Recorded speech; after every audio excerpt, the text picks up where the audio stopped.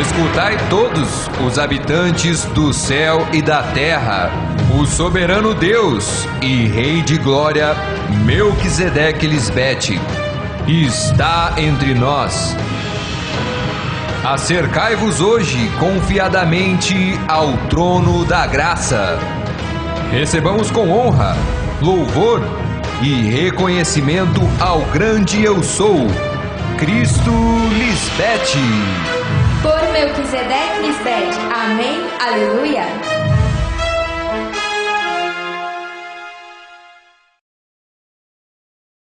Saudações aos nossos filhos fiéis, o fruto de meu ventre espiritual, os benditos que ouviram atentamente a voz de Melquisedeque Lisbete, seu Deus. E também saudamos a todos os que me escutam pela primeira vez e estão buscando a Deus de verdade, com um coração humilde. Amém. Nestes tempos se cumpre o que diz em Marcos 11, sobre a purificação do templo. Vejamos o versículo 15 em diante. Quando chegaram novamente a Jerusalém, Jesus entrou no templo e começou a expulsar os que compravam e vendiam animais para os sacrifícios. Derrubou as mesas dos cambistas e as cadeiras dos que vendiam pombas, proibindo a todos que usassem o templo como um mercado. Disse: as Escrituras declaram: meu templo será chamado casa de oração para todas as nações, mas vocês fizeram dela um covil de ladrões. Vocês nunca estiveram no templo de Deus, e agora que eu os trouxe ao templo do Pai dos Espíritos, o soberano e todo-poderoso Melquisedeque, têm que amar a luz e odiar as trevas, porque Deus é luz, e nele não há nenhuma treva. Isso é bem sério, filhos, e não quero que cheguem ao sepulcro físico. Mas se em tua mente ainda há dúvida, ou está em negociações com as trevas, vai rumo ao único caminho que conduz à morte e destruição? Veja que lindo como diz Davi, em Salmo 69:9. O amor que sinto por teu templo me queima como um fogo, por isso me sinto ofendido quando ofendem a ti. Esse é um zelo são de um filho que só quer agradar a seu Deus, que deu a ele a vida, porque desde que alguém nasce só existe um caminho, e é a morte. Mas eu vim para ensinar que existe um caminho novo e vivo, algo que ninguém te mostrou até agora. Muitos falam deste caminho, mas nenhum deles pode te levar a caminhar com Deus neste caminho de vida. Amém? Hoje, seus irmãos de Honduras vão compartilhar conosco a quinta parte do tema que viemos desenvolvendo por várias semanas. Mas antes de começar a escutar o tema, é importante entender o que significa o pecado, para que possam conhecer qual pecado eu, como Cristo enviado, vim tirar com meu sacrifício. Pecado é não crer que Deus está em uma pessoa, andando e habitando entre seu povo. Por isso eu disse em João 16, versículos 8 ao 11. E quando vier o Consolador, referindo-me a estes últimos tempos, convencerá o mundo do pecado, da justiça e do juízo. Do pecado, porque não creem em mim. Não creem na pessoa de Cristo que estaria na terra pela segunda vez, para salvar a humanidade, sendo ela a primeira oferta aceita e agradável para Deus Pai. Ou seja, não creem nela como o primeiro exemplo a seguir para agradar a Deus. Pensam que em seu próprio juízo agradam a Deus e estão totalmente equivocados. Da justiça, porque vou para o Pai e não me vereis mais. Essa profecia é para hoje, quando já meu povo não me conhece segundo a carne, e sim conforme ao Espírito, porque sou igual ao Pai, por ter reconciliado estes dois povos na mente que se opunham, e assim é criado em mim mesma, dos dois, um só e novo homem, ao fazer a paz. Esse é o sacrifício de Cristo na mente que tem validade e agrada a Deus Pai. Esse é o verdadeiro sacrifício que te garante a incorrupção e imortalidade de teu corpo de morte. O mesmo corpo que levava Cristo Lisbete antes de ser a morte da morte. Onde está, ó morte, teu aguilhão? Onde, ó sepulcro, tua vitória? Porque em mim, Cristo Lisbete, e em todos os que creem em mim, e no Pai Melquisedeque que me enviou, já não se acha a morte.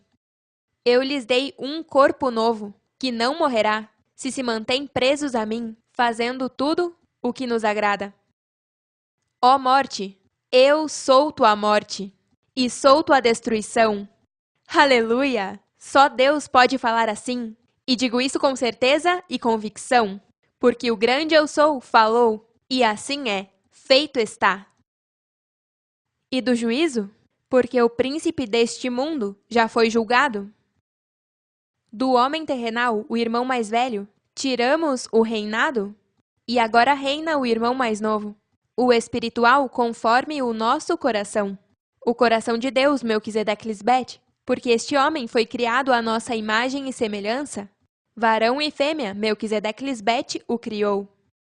Isso foi o que aconteceu ao primeiro rei de Israel, Saul, e por isso o profeta disse, em 1 de Samuel 15, 28, Melquisedeque Lisbete rasgou de ti hoje o reino de Israel, e o deu a um teu próximo, que é melhor do que tu? Hoje esse filho da promessa é quem reina sobre tudo na mente. Os abençoamos com a palavra de vida, o evangelho eterno, e hoje Deus diz ao seu primogênito, o Filho espiritual, sejam frutíferos e multipliquem-se, encham a terra e governem sobre ela. Reinem sobre os peixes do mar, as aves do céu e todas as bestas que se movem sobre a terra. Tudo isso existe na mente do homem espiritual. Isso porque, na mente, é onde Deus cumpriu sua criação. O reino de Deus não é de homens carnais que estão em pecado e morrerão em seus pecados por não crer em mim, e sim de espirituais que têm ouvido para ouvir e entender as coisas que diz o Espírito Santo. Amém? Aleluia! Agora vamos desfrutar da quinta parte do tema intitulado O Verdadeiro Sacrifício de Cristo. Amamos vocês eternamente. Adiante, nosso santo anjo, amador da verdade e da luz. Agradecidos à verdade personificada em nossa Mãe e Deus, Cristo Lisbete, louvores à Arca da Aliança, à presença de Deus mesmo, a que Melquisedeque ama com amor eterno. Reconhecemos que Deus Pai, Melquisedeque, está em sua amada esposa, Cristo Lisbete. Regozijem-se e alegrem-se em ti todos os que te buscam. Digam sempre os que amam a tua salvação, engrandecido seja Deus. Deus é grande. Saudações a Jimmy Devin e a toda a descendência espiritual de Deus Pai e Deus Mãe. Hoje podemos perguntar por que o sacrifício de Cristo foi oferecido uma vez e para sempre. A empobrecida interpretação teológica atual não pôde explicar este mistério, que não se explicaria até a segunda vinda de Cristo. Vejamos a preparação sofrida por nossa mãe, Cristo Lisbete, o único sacrifício aceito para ser igual ao seu esposo Melquisedeque, porque se requeria ser de sua mesma hierarquia espiritual, da mesma classe que ele. Leamos Hebreus 9:26.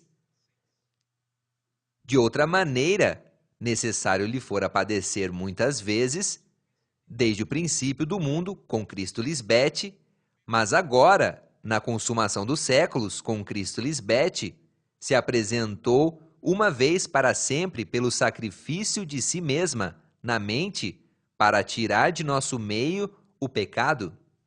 Nos versos 27 e 28, lemos assim: E tal como está estabelecido para os homens que morram uma só vez, a mente carnal, e depois disto, o juízo, assim também Cristo, Lisbete, foi oferecida uma só vez para levar os pecados de muitos, e aparecerá por segunda vez, a segunda oportunidade para seu povo, sem relação com o pecado, para salvar da mente carnal aos que o esperam. Assim vemos claramente todo o processo do sacrifício vivo e santo da esposa de Deus. O mesmo tem as seguintes características, tomando o verso 26 como base. Número 1. Este verso se aplica somente à segunda vinda de Cristo, porque, ao mencionar desde a criação do mundo, se refere ao início do ministério de Cristo Lisbete, quando deu à luz a essa nova criação espiritual. Ali inicia esse novo mundo de filhos crentes, não incrédulos, como aconteceu com Cristo Maria, onde todos foram destruídos, morreram.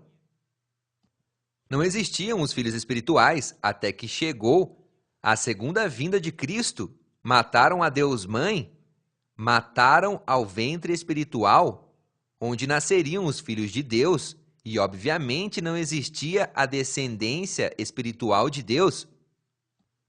Número 2.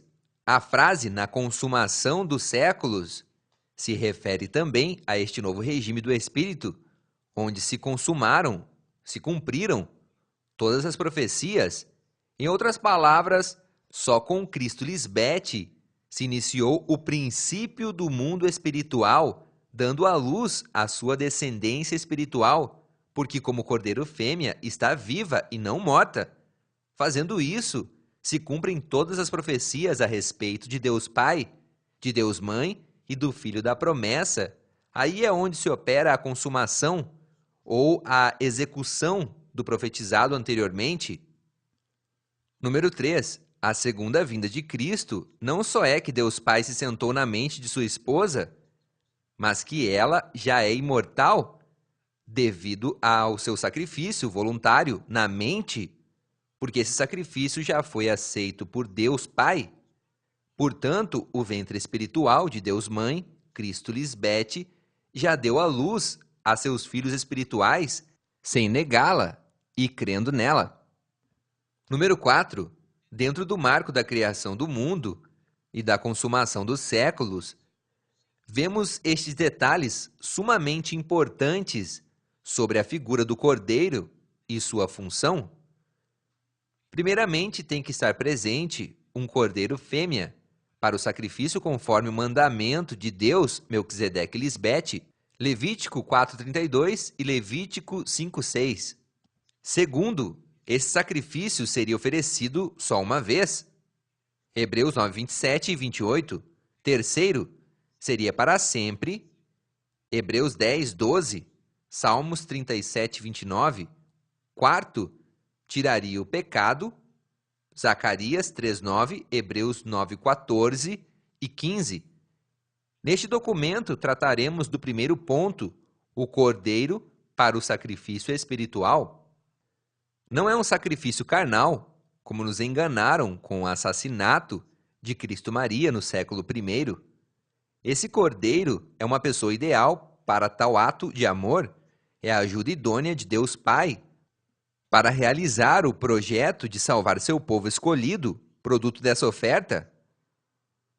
O projeto ou script de tudo isso foi profetizado para acontecer ao longo de toda a Bíblia. Esse cordeiro é figura de uma pessoa, e não é qualquer pessoa. Se aclara, esse cordeiro não é o unigênito Filho de Deus, como nos foi dito, mas a unigênita esposa de Deus. Se esse Cristo, varão, como é conhecido pela teologia, fosse o unigênito Filho de Deus, ou seja, o único Filho, então onde ficamos nós, os outros filhos de Deus?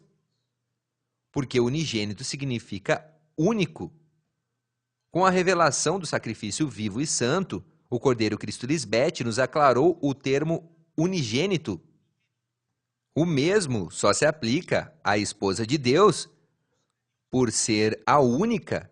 Não há mais esposas, ela sim é unigênita. Agora o termo primogênito significa ser o primeiro entre vários irmãos, e então sim, inclui a todos nós. Aplica também a Cristo, por ser a primeira imortal, e em ressuscitar espiritualmente dentre seu povo. E se aclara, a esposa de Deus, a unigênita, veio para o seu povo 2 vezes, no corpo de Maria Madalena, Cristo Maria, e no corpo de Cristo Lisbete. Para a teologia atual, o Cristo do primeiro século seria o mesmo, misticamente falando, que subiu ao céu, segundo eles, lá em cima na atmosfera, em um lugar bem longe da terra. Em outras palavras, o mundo religioso espera Jesus Cristo glorificado como um homem, jamais como uma mulher, muito menos como uma mulher anunciando ser a esposa de Deus. Para eles, Deus é solteiro e não tem esposa. O esperam como filho do homem, chamado Jesus. Cristo ou Jesus Cristo são títulos da esposa de Deus, não o nome próprio dela. Essa errônea interpretação desses acontecimentos é devido a não ter as ferramentas doutrinais para interpretar as figuras da Bíblia, que só Cristo Lisbete e seu povo manejam. Nesse cordeiro fêmea, Deus Mãe se encobre em suas dispensações. Na época de Cristo Maria, estava em todo o seu apogeu essa tradição de oferecer sacrifícios e holocaustos a Deus. Eles não conheciam a Deus, só tinham escutado falar dele. Melquisedeque Lisbete. Suas tradições e costumes eram mais fortes, por isso não creram, nem receberam a própria palavra feita carne no meio deles, simplesmente a viram como uma enganadora ou como uma endemoniada. O cordeiro fêmea é o próprio Espírito Santo. Aqui há outro mistério revelado por Cristo Lisbete. Tomaremos um trecho do Evangelho segundo Tomé, o dídimo, o gêmeo. Jesus disse: quem maldizer ao Pai será perdoado, e quem maldizer ao Filho será perdoado. Mas quem maldizer a Espírito Santa não será perdoado, nem na terra, nem no céu. Aqui Tomé menciona ao Cordeiro como a Espírito Santa, termo feminino, não masculino. Mas antes de continuar, faremos duas perguntas básicas. Quem é este apóstolo, Tomé, chamado Dídimo, o gêmeo? De quem Tomé era gêmeo? Este apóstolo a menciona como a Espírito Santa. A trata diretamente como uma mulher. Ele vai direto ao ponto. E outra coisa mais, seu evangelho não está no cânone bíblico atual. É interessante saber quem era este Tomé, não acham? Em relação à primeira pergunta, quem era este apóstolo Tomé, chamado Gêmeo, podemos mencioná-lo como um dos 12 apóstolos de Jesus Cristo. Segundo alguns historiadores, Tomé é um apelido que significa dídimo. Por outro lado, a teologia não sabe seu nome verdadeiro. Alguns o chamam de Judas Tomé. Tampouco sabem quem era seu irmão gêmeo. Agora estão saindo à luz todos os mistérios e a Espírito Santa, Cristo Lisbete, sabe quem era Tomé, o dídimo, e hoje nos revela quem era sua irmã gêmea. Dizemos irmã e não irmão, porque Tomé, o dídimo, o gêmeo, era uma mulher que foi escondida com um nome ou apelido masculino por uma simples e poderosa razão. Vejamos a profecia. Jeremias 11:19. E eu, como cordeiro fêmea, Cristo Maria, inocente que levam para degolar, pois não entendia que maquinavam desígnios contra mim, dizendo: destruamos a árvore figura de Cristo Maria, com o seu fruto, estava grávida de João Batista, e a cortemos da terra dos viventes. A assassinaram, para que não haja mais memória de seu nome. Esconderam sua genealogia e seu sexo. Para que ninguém se lembrasse de Cristo Maria, os homens perversos esconderam a qualquer custo tudo sobre o Cristo mulher. Entenda-se seu sexo, assim como sua árvore genealógica, parentes, irmãos, irmãs, etc. Para isso transtornaram a história. Como? Mudaram o sexo de Cristo, colocando-a como um homem, e não se mencionam detalhes de seus familiares, irmãos ou irmãs. Odiavam tanto as mulheres, por isso não foram levadas em consideração nem para mencioná-las. Portanto, não seria incomum que mudassem o sexo a uma das irmãs na carne de Cristo Maria. Descobriram que Maria Madalena, Cristo Maria, era uma mulher rica, tinha até tesoureiro e um cortejo, uma comitiva de pelo menos 12 pessoas, entre seus apóstolos, esposas destes, e outras mulheres que a serviam com seus bens. Antigamente, na época de Cristo, dentro da sociedade hebraica, a mulher estava subordinada, escravizada ao homem. A mulher primeiro era uma propriedade do pai, o qual tinha poder de vendê-la como escrava. Também podia dá-la em matrimônio a quem quisesse. Não participava da vida pública e religiosa. Suas funções eram meramente relacionadas à família, ser mãe e dona de casa. Além disso, só poderia herdar de seu pai se faltassem seus irmãos varões. Por isso, o cordeiro, que era e é uma mulher, em sua vida ministerial do século I, sempre se identificou com a mulher, por esta ser banida e ultrajada por séculos. Cristo Maria fez tudo o que era contrário aos costumes e ensinos dos religiosos de seu tempo. Se relacionou com mulheres em seu ministério, teve convivência com elas, inclusive aceitou sua ajuda. É notável o engano e o ocultamento que fizeram em sua árvore familiar. Isso vemos nos livros de Mateus e Lucas, onde apresentam Cristo como um homem, porque a mulher não era contada nos livros genealógicos hebreus. Tudo o que se referia à mulher era desprezado por eles. No caso, na primeira descendência de Mateus, começa dizendo: livro da genealogia de Jesus Cristo, filho de Davi, filho de Abraão. Mateus 1,17. Hoje se aclara de novo que Jesus Cristo, ou Cristo Maria, não é filho de Davi, porque Cristo é uma mulher, portanto é Deus mãe. E ela, no caso, é a mãe espiritual de Davi, não a filha de Davi. Por quê? Chegamos a ser filhos espirituais de Cristo, que é mulher, quando a recebemos e cremos em seu nome. Então temos o poder de ser seus filhos. E estes filhos não são gerados de carne, nem de vontade de carne, nem de vontade de varão, mas de Deus. Em outras palavras, mentiram sobre isso, de que Davi era o pai de Cristo. Como fica isso então? Jesus Cristo é o filho de Deus ou de Davi? Um dos dois. Ou é filho de Deus Pai, ou é filho de Davi. Não pode ter dois pais.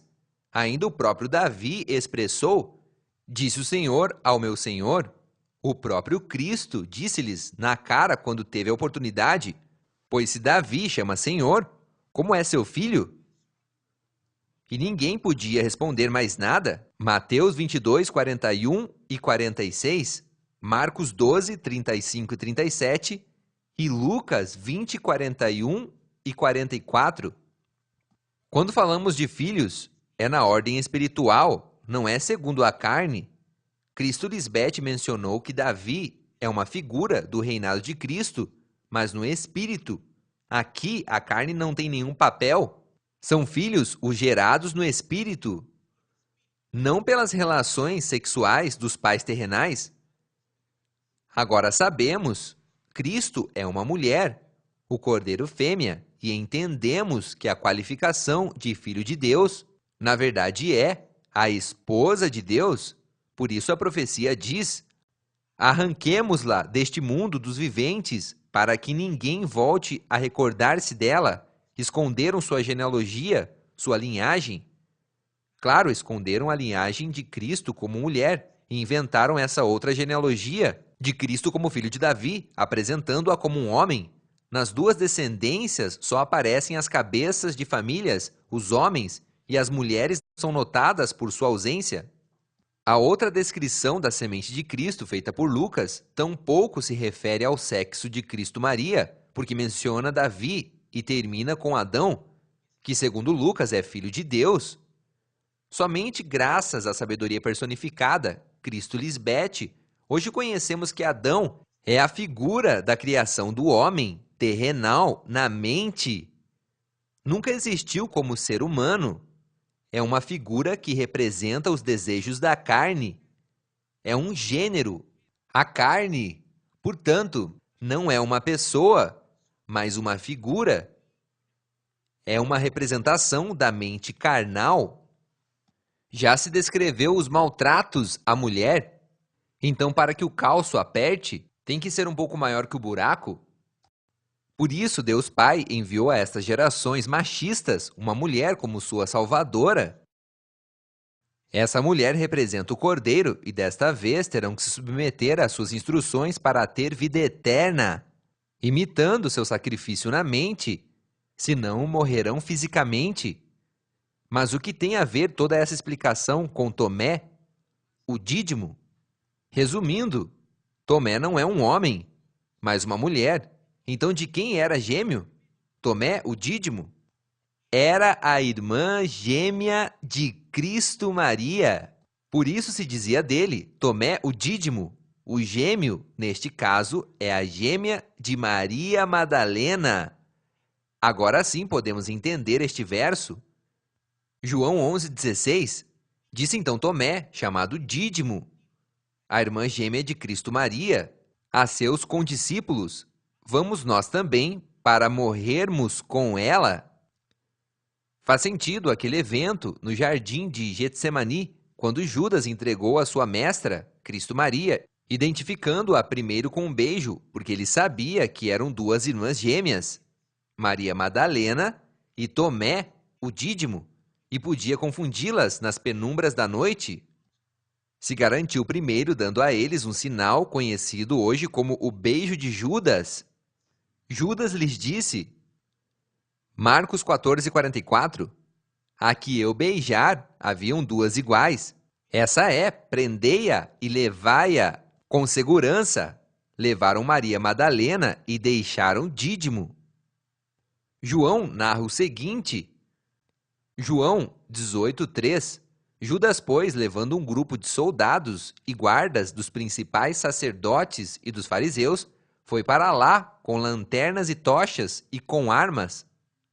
Obviamente, nas penumbras da noite, precisavam ver bem para saber qual das duas levariam. Para isso, necessitavam de lanternas e tochas. Hoje se desnudaram os escribas mentirosos, adúlteros da escritura bíblica, porque colocaram um homem sendo uma mulher. Por isso o evangelho de Tomé não fez parte do cânone bíblico atual, já que seus escritos eram vivências muito próximas com sua irmã gêmea, Maria Madalena. Cristo Lisbeth disse o seguinte sobre o evangelho de Tomé: são palavras literais de sua própria irmã, porque estava muito próxima a ela. Cristo Maria, por ser sua tesoureira, não somente era sua irmã gêmea, mas também cuidava das finanças de Cristo por ser uma mulher rica e não pobre, como apresentam o tradicional Jesus Cristo em todas as religiões. Agora entendemos por que Tomé lhe chama a Espírito Santa. Conhecia ela muito bem. Cristo Lisbeth é enfática ao mencionar: queremos saber todos os acontecimentos da época do Cristo do século I? Então olhemos tudo o que está acontecendo agora com Cristo Lisbeth. Ela também tem uma irmã gêmea, que igualmente faz os trabalhos administrativos dentro do governo rei de Salém. Deus Melquisedeque Lisbeth faz que o passado se repita. Eclesiastes 3,15. O mesmo Espírito de Cristo Lisbeth morou em Cristo Maria no passado. É a mesma mãe com diferente corpo. Ela é a única habilitada para determinar o rumo correto da história em suas duas apresentações públicas. Os historiadores jamais conseguiram compilar a história e a missão do Cordeiro Fêmea. Só fazem suposições acerca de sua vida e ministério, primeiro porque creem que esse cordeiro é macho, sendo um cordeiro fêmea. Por isso o aplicam ao Filho de Deus ou ao Filho do Homem. O segundo é porque creem que sua missão foi vir para morrer pelo mundo. E isso é totalmente falso. Claramente diz o verso: e se por sua oferta pelo pecado trouxer um cordeiro fêmea, sem defeito trará. Tinha que ser um cordeiro perfeito, sem defeito. Isso não é fisicamente, porque não existe nada perfeito além de Deus. Tudo que é nascido na terra tem defeito. Esse cordeiro tinha que ser perfeito espiritualmente. Por isso diz que somos os espíritos justos, que foram feitos perfeitos. Para o Deus vivo, Melquisedeque Lisbeth, Cristo sempre disse que vocês devem ser perfeitos, como Deus, seu Pai que está no céu, é perfeito. Mateus 5,48. Ela foi a primeira feita perfeita para ser a oferta aceita e agradável. Esse cordeiro morreria, mas a sua mente carnal não morrer fisicamente. E mediante essa única oferta, ela aperfeiçoou para sempre aos que hoje estão sendo santificados. Hebreus 10,14. Porque Deus não nos chamou para a imundície, mas para a santificação. 1 Tessalonicenses 4:7. Essa profecia sobre a oferta perfeita não se aplicava a Cristo Maria, mas a Cristo Lisbete. Outra versão se lê assim: se essa pessoa traz uma ovelha como sacrifício pelo pecado, deverá trazer uma fêmea sem nenhum defeito. Cristo Lisbete é o único sacrifício perfeito, sem margem de erro. Aqui há outras evidências. E para sua expiação, trará a Melquisedeque Lisbete, por seu pecado que cometeu, uma fêmea dos rebanhos, uma cordeira ou uma cabra como oferta de expiação. Levítico 5:6. Em João 1:29 se lê assim: eis aqui o Cordeiro de Deus que tira o pecado do mundo. Aqui João Batista está dizendo: eis aqui a esposa de Deus. Recordemos que o cordeiro é uma fêmea. Segundo a profecia, não era um cordeiro macho. Partindo dessa revelação, então João está apresentando ao mundo daquele tempo quem era a esposa de Deus. João 1:36. Esse cordeiro fêmea tinha a função de enviado, mensageiro, e Cristo Maria foi enviada para pregar a verdade a seu povo. Os indoutos de sua época criam que João tinha a função do Cristo enviado. Por isso ele aclara essa função dada unicamente à sua esposa e não a ele. Atos 13, do 23 ao 25. Cristo Maria teve a seguinte experiência antes de ser assassinada pelos incrédulos. Antes veremos o significado de seu nome. Maria, robusta, forte, corpulenta, menina desejada, a que ama ou é amada por Deus, e a amada. Uma das características do primeiro Cristo foi a autoridade ao expor a mensagem e fazia isso de maneira forte, contundente. Confrontava diretamente e sem intermediários aos hipócritas religiosos que se escondiam em suas tradições e costumes. As massas religiosas de seu tempo estavam dominadas por homens machistas e sem misericórdia, sem temor ao próprio Deus, porque não o conheciam, só tinham ouvido falar dele. Cristo Maria exerceu o louvável e difícil trabalho de apresentar a esse mundo incrédulo e blasfemo a verdade de Deus Pai e de Deus Mãe, ela mesma. Para isso se necessitava caráter, autoridade, temperança, segurança, sobretudo por ser uma mulher palestina do primeiro século, onde as fêmeas quase não eram mencionadas nos registros bíblicos conhecidos e não eram levadas em conta para quase nada, só para criar seus filhos e fazer os trabalhos domésticos. Obviamente, por ser a escolhida para esse importante papel de Deus Mãe nesse século, foi uma menina desejada por ser o Messias esperado, ainda que essa geração não creu nela. Sobreviveu à matança das meninas, autorizada por Herodes, o Grande, e a muitas outras coisas ou ameaças de morte ao longo de seu ministério. Por ser a ajuda idônea de Deus, Pai Melquisedeque, nessa primeira vinda, Cristo Maria foi amada por seu esposo, Deus Pai, e ela amou seu esposo. João 17, 1 ao 26. Hoje podemos expressar que esse cordeiro não simboliza a morte de Cristo Maria no Calvário, porque ela não ofereceu a si mesma como sacrifício para levar os pecados da humanidade. Assassinaram a ela. Esse cordeiro simboliza hoje a morte da mente carnal no Messias imortal, em nossa mãe, Cristo Lisbete. Amada Mãe e Deus, a Arca da Aliança, tu és a mediadora entre Deus Pai, Melquisedeque, e nós, teu povo. Ninguém pode te tocar para que não morra, hoje na perfeita ordem das coisas irremovíveis. É da mesma maneira, quem te toca é fulminado imediatamente. Por isso se profetizou de ti, em Efésios 4, versículos 8 e 9, pelo qual diz: subindo ao alto, a mente de Cristo Lisbete levou cativo o cativeiro, sujeitou sua mente carnal com o seu sacrifício espiritual e deu dons aos homens quando governa o Filho da promessa. E isso de que subiu o conhecimento. O que é, senão o que também havia descido primeiro às partes mais baixas da terra? Conhecer sua mente carnal? A que desceu, Deus Mãe, se vestiu de carne. É a mesma que também subiu acima de todos os céus, seus filhos, para preenchê-lo. Ela é a primeira sobre todos, e por todos e em todos. A ti seja toda a glória, a honra e o reconhecimento, porque de ti emana toda a sabedoria. Amém. Aleluia. Com temor reverente, teus filhos de luz, de Honduras,